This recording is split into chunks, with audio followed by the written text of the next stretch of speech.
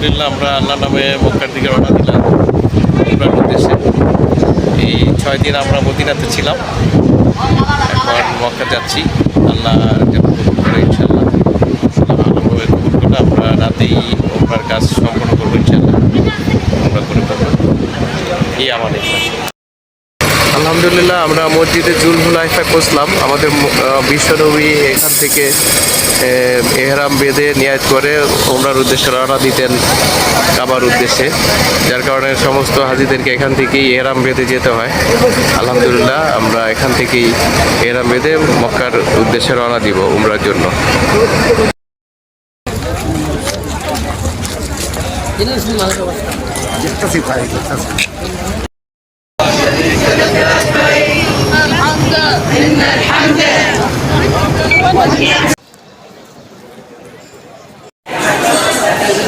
সাফা পাহাড়, সাফা থেকে মারোয়া দৌড়াইতে হয়। এই সাফা পাহাড় পাথরের পাহাড়।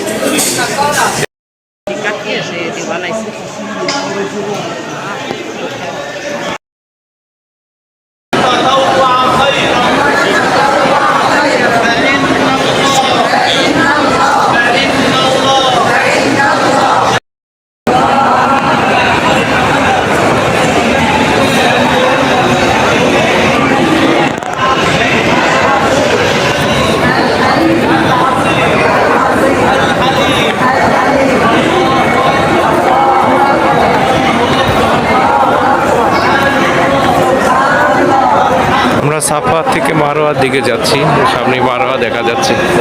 সবাই দোয়া করতে করতে মারোয়াতে যে আবার মোনাজাত দিব। একবার সাফাতে মোনাজাত দিতে হয়, একবার মারোয়াতে। প্রতি এক গোল্লাতেই একটা মোনাজাত করতে হয়।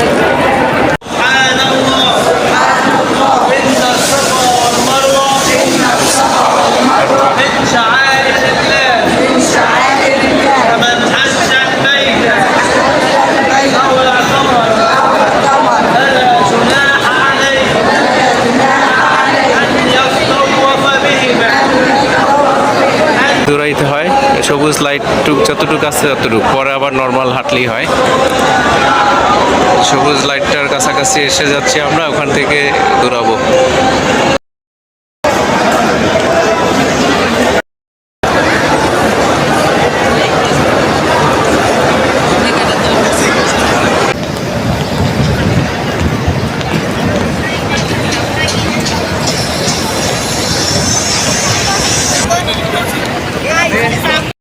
আমরা এর আগে মদিনার কবুতর চত্বর দেখেছিলাম, আর এখন আমরা দেখতেছি মক্কার কবুতর চত্বর।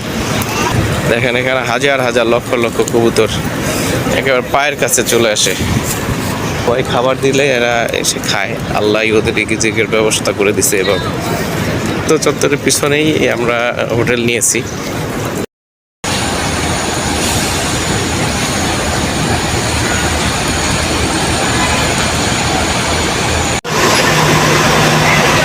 জিয়ারার উদ্দেশ্যে রওনা হচ্ছি, এই গাড়িতে যাচ্ছি আমরা জিয়ারার জন্য। আমাদের গাড়ি নাম্বার 111। সবাই ছবি তোলায় ব্যস্ত।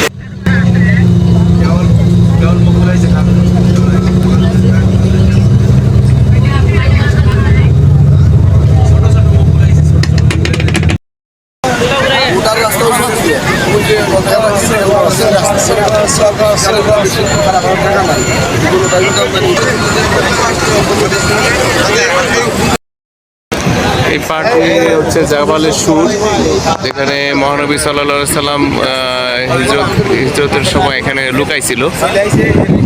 এটা অনেক বড় একটা পাহাড়। আমরা জিয়ারার প্রথম এখান থেকে শুরু করলাম, জাবালে সুর থেকে আমাদের জিয়ারা শুরু। এ হচ্ছে জাবালে সুর পাহাড়। সব হাজিরা উমরা আসতে প্রথমে এই জায়গাটায় আসে, এখান থেকে জিয়ারা শুরু হয়। এই জাবালে সুর পাহাড়ের একেবারে চূড়াতে মহানবী সাল্লাল্লাহু আলাইহি সাল্লাম লুকিয়েছিলেন হিজরতের সময়। এখানে একটা উঁচা পাহাড় পাথর আছে, যে পাথরের নিচে তিনি লুকিয়েছিলেন শত্রুদের হাত থেকে বাঁচার জন্য।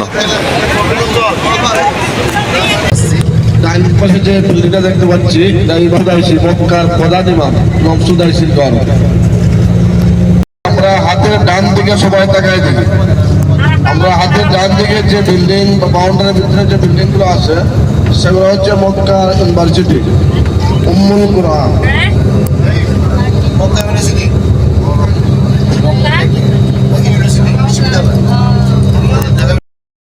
আমরা এখন আরাফা ময়দানে দিয়ে ঘুরতেছি বাস নিয়ে। এগুলা তাঁবু তৈরি করা হচ্ছে হজের জন্য। হাজিরা এখানে তাঁবু নিয়ে থাকবে। আরাফা ময়দানে বড় হজে থাকতে হয় এখানে। পুরাটাই হচ্ছে আরাফার ময়দান। আমরা ভিতরে ঢুকছি এবং বাসে ঘুরতেছি, দেখতেছি।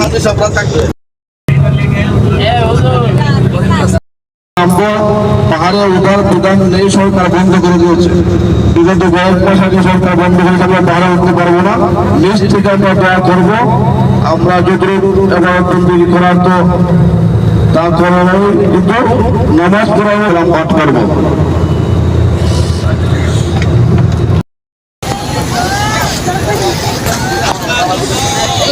আমাদের মোয়াল্লেম পতাকার পরিবর্তে বোতল দিয়ে সংকেত দিছে। এটা হচ্ছে আমাদের মোয়াল্লামের পতাকা।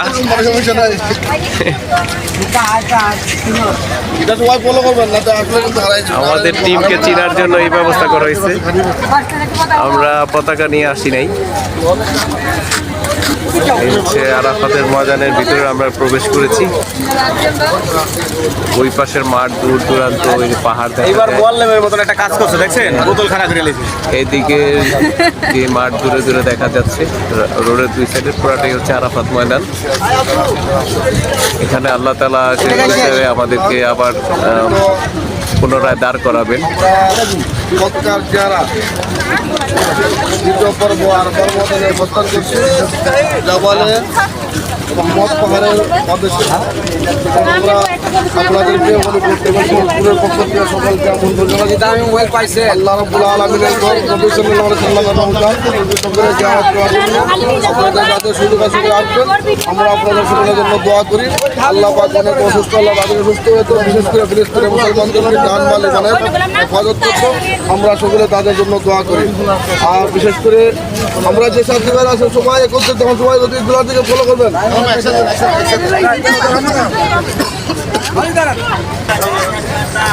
পৃথিবীর বিভিন্ন দেশ থেকে হাজী সাহেবেরা এখানে আসছে ওমরার জিয়ারার জন্য। এটা একটা অংশ, আমরাও এসেছি এখানে।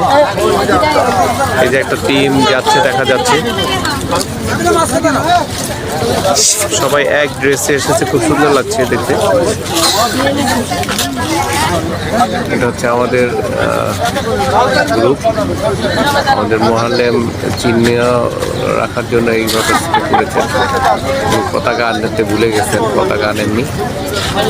বোতল দিয়ে চিহ্ন নির্ধারণ করা হয়েছে যাতে আবার হারিয়ে না যায়।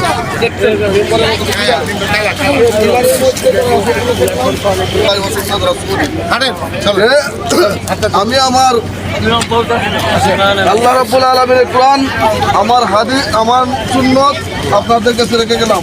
আল্লাহ রাব্বুল আলামিন দিনকে পরিপূর্ণ করে দিয়েছেন। আপনারা সকলে সমস্ত সাহাবায়ে কেরাম আলী নাযিল করছে, সবাই থাকতে ঠিক আছে। এইভাবে দেখি সবাই। এই হচ্ছে সেই গন্ধক ফল যেটা আদম আলাইহিস সালাম বেহেশতে খেয়েছিলেন, এবং এই গন্ধক ফল খাওয়ার পরে তাকে দুনিয়াতে আল্লাহ পাঠিয়ে দিয়েছিলেন। এই সেই গন্ধক ফল। ফলটা দেখতে এরকম।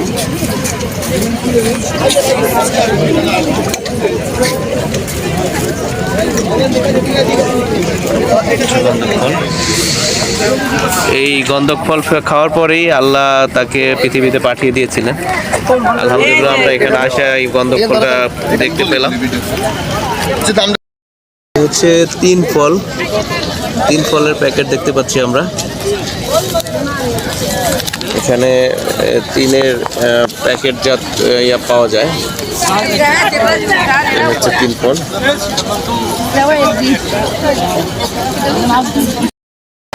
আল্লাহ বারবার আপনার ঘর আপনার নবীর রওজা জিয়ারত করার তৌফিক দান ফরমাও। আল্লাহু আমিন। আমাদের বিশ্ব মুসলমানদেরকে তোহার তৌফিক দান ফরমাও। আল্লাহু আমিন। আল্লাহ গাজা ফিলিস্তিনের মুসলমানদেরকে দান মালি মানা হেফাজত ফরমাও।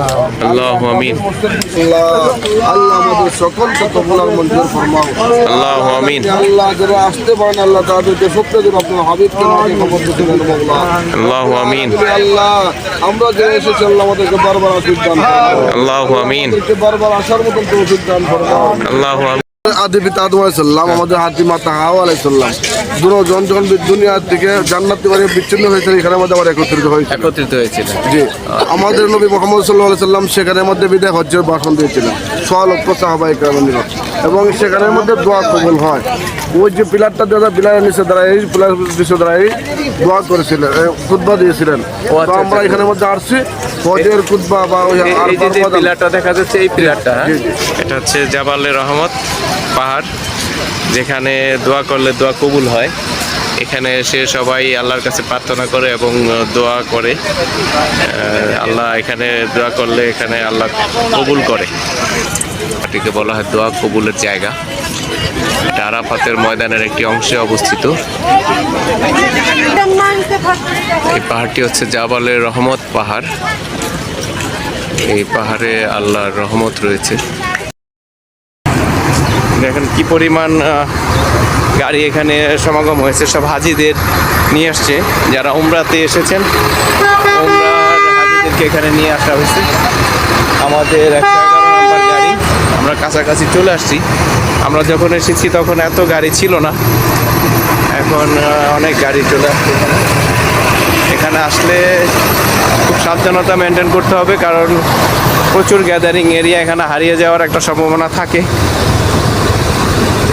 তাই সাবধানতার সাথে সবাইকে এখানে সিরিয়াল মেনটেন করে চলতে হবে। হাতের ডান পাশে মশহারুল হারাম, মশহারুল হারাম মসজিদে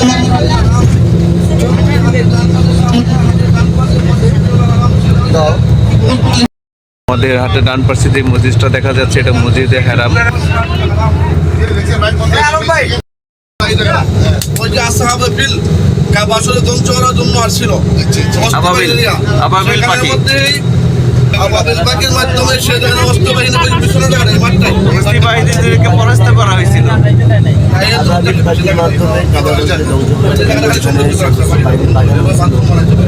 এটা হচ্ছে সেই জায়গা, সেই জায়গা এই জায়গাটাতে কাফেরদের হস্তি বাহিনীদেরকে পরাস্ত করার জন্য আবাবিল পাখির মাধ্যমে আল্লাহ নুরি পাথর দিয়ে হস্তি বাহিনীদেরকে ধ্বংস করা হয়েছিল এই জায়গাটায়। এটা কি মিনার মাঠ?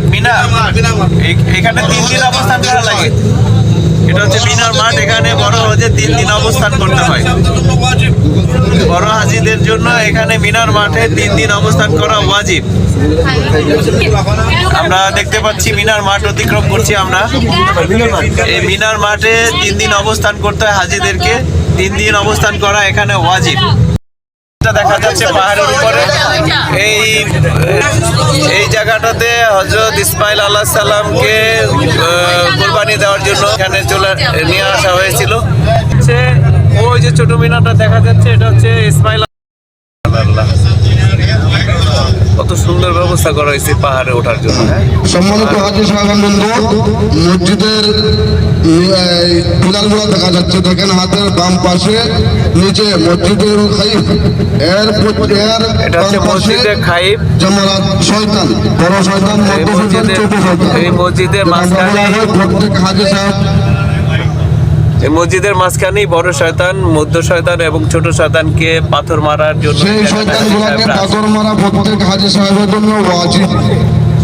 যারা বড় হজে আসে প্রত্যেক হাজি সাহেবগণের পাথর মারা ওয়াজিব হয়ে যায় শয়তানগুলোর উপরে।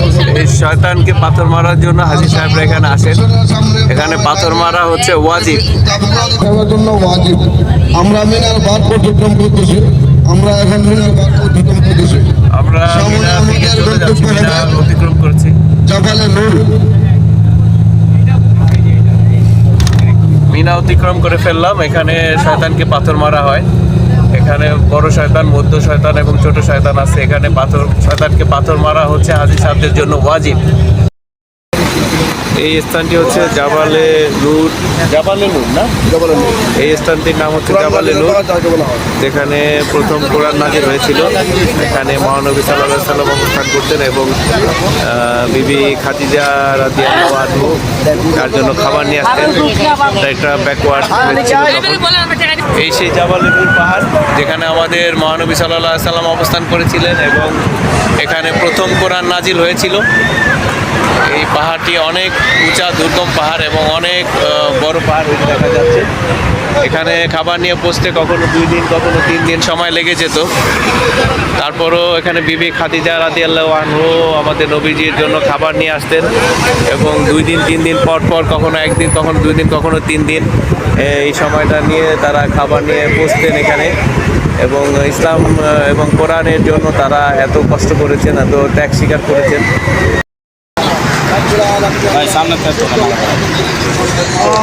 ভিডিও করো সবাই পারলে আল্লাহু আমিন। অনেক ভাই বোনেরা আল্লাহ বিদেশ ভাই আমাদের জীবনটা বলা করে আল্লাহ বাঁচিয়ে সকল সমস্যা থেকে সমাধান করে দাও। আল্লাহু আমিন। আল্লাহ আমাদের বাংলাদেশকে আল্লাহ ইসলামের জনগণকে আল্লাহু আমিন। আল্লাহু আমিন। আল্লাহু আমিন। আল্লাহু আমিন। আল্লাহু আমিন। আল্লাহ দরবার আল্লাহু আমিন।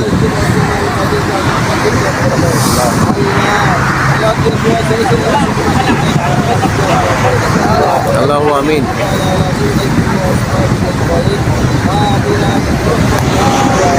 বিরহমাতিকা ইয়া আরহামার রাহিমিন।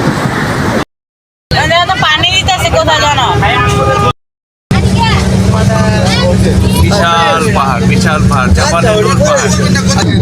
সেখানের মধ্যে রাসূলুল্লাহ সাল্লাল্লাহু আলাইহি কাছে অনেক জিন ইসলাম ধর্ম গ্রহণ করেছিলেন। সামনে যে মসজিদের হাতে ডান পাশে সেটা হচ্ছে মসজিদে জিন, তার সামনে দুটো মসজিদ আছে, মসজিদে সাজার মসজিদে ফাঁকা। মসজিদে আল রাসূল সাল্লাল্লাহু আলাইহি সাল্লাম মদিনা থেকে মক্কা বিজয়ের সময় আমাদের হাতে ডান পাশে মসজিদে জিন, সেখানের মধ্যে অনেক জিন রাসূল সাল্লাল্লাহু আলাইহি সাল্লামের হাতে মুসলমান হয়েছিলেন। আমাদের সামনে একটা ব্রিজ আছে, ব্রিজের ডান পাশে একটা মসজিদ, মসজিদে ফাঁকা, আবার বাম দিকে একটা মসজিদ, মসজিদে সাজার একটা মসজিদে ফাঁকা। এক্সট্রা সিট আছে সাইড দিয়ে। হ্যাঁ, কত সুন্দর সিস্টেম। ইচ্ছাগুলো ফোল্ড করে রাখা যায়, আবার ইচ্ছা করলে এরকম নামায় বসা যায়। 2 সিট 3 সিট হয়ে গেল। বললাম না দুজনে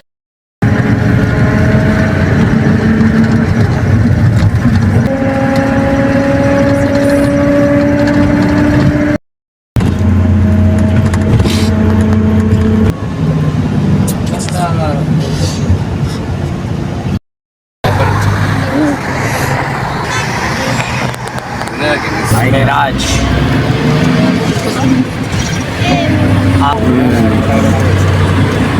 5 star 5 star hotel. 5 star hotel 5 star चलो ये तो पता लग गया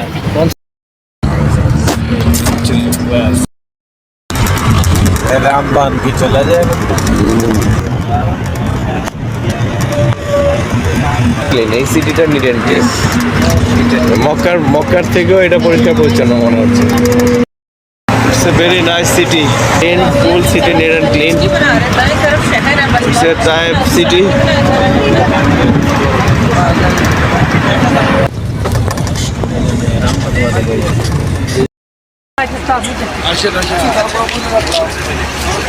নামাজের বিরতি আগে 30 মিনিট করেন, পরে করবে। আলহামদুলিল্লাহ। 33-35 গাড়ি নাম্বার। हजूर एकरम सल्लल्लाहु अलैहि वसल्लम के चचा আমরা তায়েফ সিটিতে নামলাম, এখানে আমরা নামাজ পড়বো।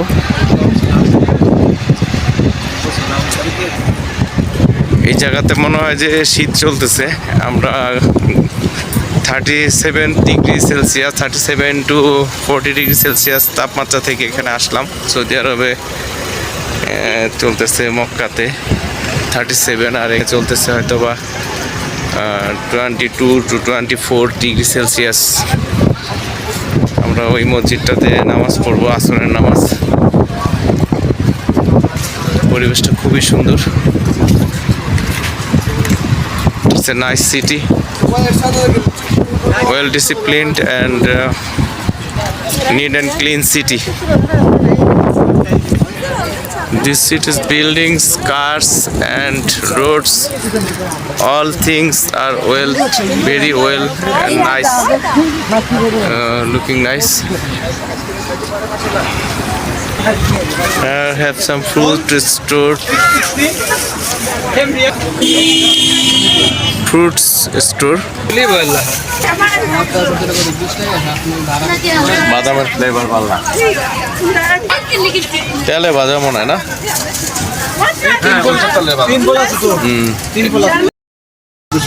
এটা জয়তুন কোথায় লেখা? এটা জয়তুন। মসজিদটার নাম হচ্ছে মসজিদে আব্বাস। এটা আমাদের রাসূলুল্লাহ সাল্লাল্লাহু আলাইহি সাল্লামের চাচা। আমরা মসজিদে চলে এসেছি, এখানে আমরা আসরের নামাজ আদায় করব ইনশাআল্লাহ। হচ্ছে মসজিদে আব্বাস, আমাদের নবী করিম সাল্লাল্লাহু আলাইহি সাল্লামের চাচা, ওনার নামে এই মসজিদটা নামকরণ করা হয়েছে, দেখা যাচ্ছে। আলহামদুলিল্লাহ আমরা এখানে পৌঁছলাম। দীর্ঘ 60 কিলোমিটার মক্কা থেকে রাস্তা পার হয়ে আমরা এখানে আসলাম। ইনশাআল্লাহ আমরা এখানে নামাজ আদায় করব। Thank you. এই হচ্ছে মসজিদের ভিতরে পরিবেশ, বিশাল সাইজের মসজিদ।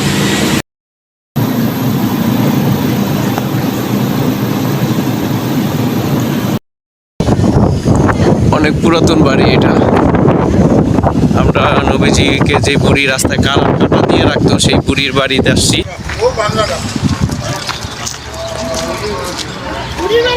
এটা হচ্ছে সেই বুড়ির বাড়ি। এই যে ভেঙে হয়ে গেছে, এখনো আছে অল্প অল্প নিদর্শন রয়ে গেছে বুড়ি বাড়ির। এই হচ্ছে সেই বুড়ির বাড়ি। এই বুড়ি মহানবী সাল্লাল্লাহু আলাইহি সাল্লামের রাস্তায় কাটা দিয়ে রাখতেন।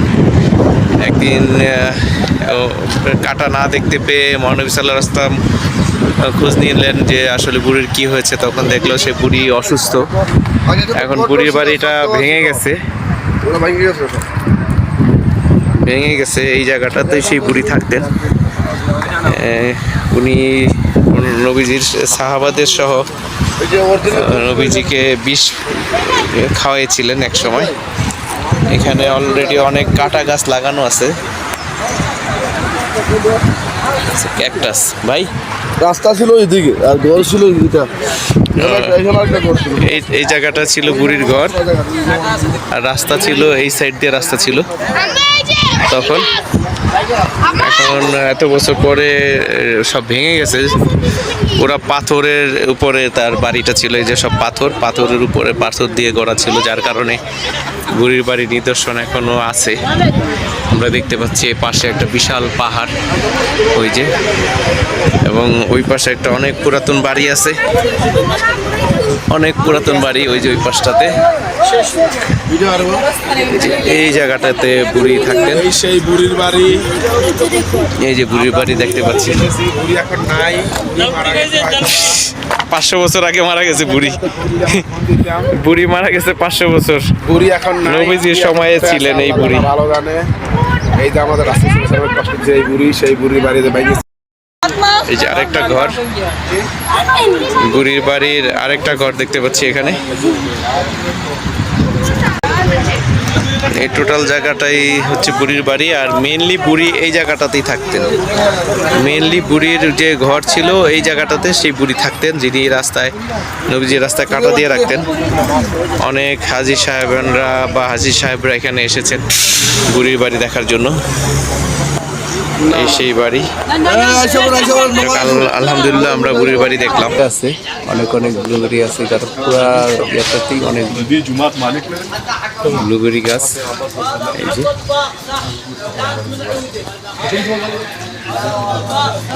এই রাস্তাটা ধরে আমাদের নবী করিম সাল্লাল্লাহু আলাইহি সাল্লাম এই মসজিদে নামাজ পড়তে আসতেন।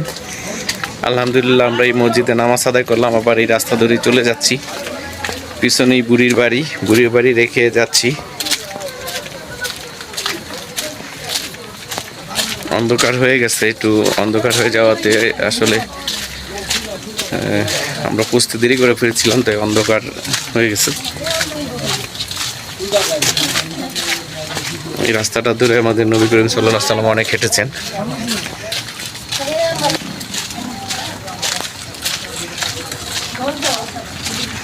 এই রাস্তা টক টক না, এটা মিষ্টি টক, এটা খুব পুষ্টিকর একটা ফল, এটা ব্লুবেরি। আমরা একটা ডাল ছিঁড়ে নিয়ে আসছি এখানে। এই ফলটাই পাকলে কালো হয়ে যায়, একদম খুব পুষ্টিকর। এই যে দেখা যাচ্ছে এটা কাঁচা অবস্থা এরকম থাকে, তারপরে পাকলে একটু লাল হয়, তারপরে পুরাপুরি পরিপূর্ণ হলে কালো হয়ে যায়। এবং এটা খুব পুষ্টিকর একটা ফল এবং খুব মজাদার। আমরা যেটা আগে ভিডিওতে দেখিয়েছি, এই হচ্ছে সেই ব্লুবেরি গাছ। জানার মতে মক্কার সীমানার বাইরের থেকে এহরাম বাঁধতে হয়, এই জন্যই মিকাত থেকে এহরাম বাঁধলে এটা পরিপূর্ণ ওমরার সওয়াবটা পাওয়া যায় এবং সহি হয়। তারপরও আরও যারা ভালো বোঝেন বা জানেন তারা হয়তো বা কমেন্ট করে জানাবেন আসলে কোনটা ঠিক কোনটা ব্যাঠিক। তো আমি এহরাম বাঁধার জন্য মিকাত এসেছি। এটা মক্কার থেকে প্রায় 60 কিলোমিটার দূরে, মক্কা শহরের বাইরে। মিকাত থেকে অনেকেই এহরাম বাঁধতেছে যে আমরা দেখতে পাচ্ছি, এবং এখানে এহরাম বাঁধার জন্য অনেকগুলা জায়গা আছে, ওয়াশরুম থেকে গোসল করার জায়গা আছে, এবং মসজিদে নামাজ পড়ে এহরাম বাঁধতে হয়। এবং যত গাড়ি এখানে আসতেছে এহরাম বাঁধার জন্য, এরা দ্বিতীয় উমরা করবে বা প্রথম উমরার জন্য এখান থেকে অনেকে এহরাম বেঁধে যায়। যাই হোক, আমরা দেখতে পাচ্ছি এই হচ্ছে মসজিদের ভিতরের পরিবেশ। আসলে মক্কা মদিনাতে যত মসজিদ আছে, মসজিদগুলো অনেক সুন্দর।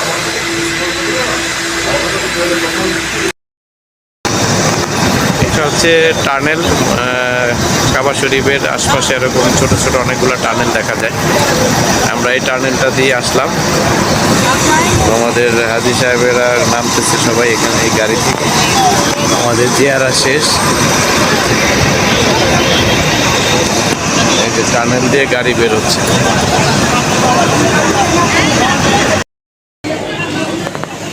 আমি আমার বড় ছেলের ওমরার জন্য এখান থেকে এহরাম বাঁধলাম। এটা হচ্ছে আয়েশা মসজিদ,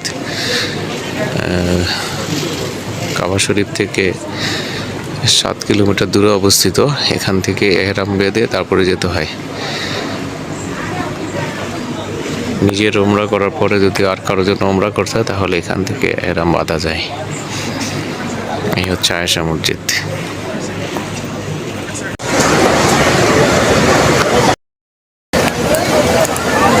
কমপ্লিট আড়াইশো বোতল সব।